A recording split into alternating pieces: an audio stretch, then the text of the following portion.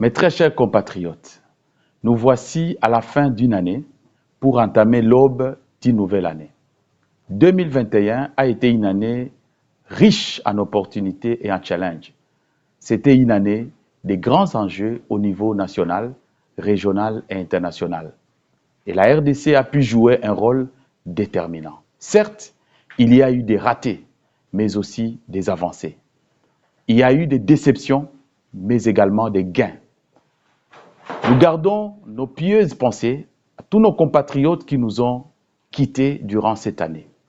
Ceux qui ont succombé suite à la barbarie humaine et à l'insécurité, aussi bien à l'ouest, au centre et à l'est de notre pays. Le sang qui coule à Béni, à Ituri, dans les hauts plateaux des Fizi, d'Ouvira et d'Itombwe à Mwenga dans le sud Kivu, ainsi que tous les crimes commis en RDC ne devraient pas rester impunis. Une année se termine, cela appelle au bilan. Le bilan personnel, le bilan familial, le bilan institutionnel.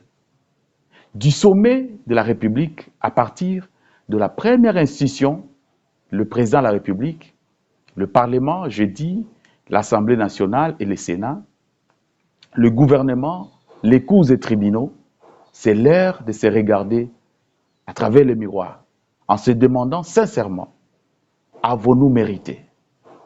Avons-nous travaillé à la satisfaction de notre patron, qui est le peuple?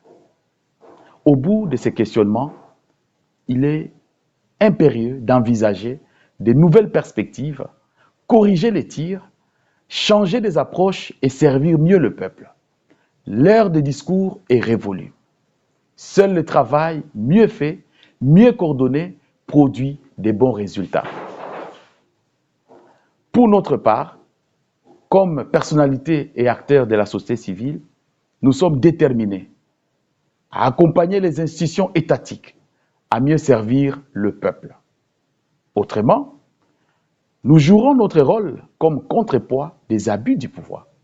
Ça sera ainsi pour 2022 qui s'annonce avec ses défis. Quoi qu'il en soit, c'est avec la construction de la cohésion sociale et nationale que le développement sera possible.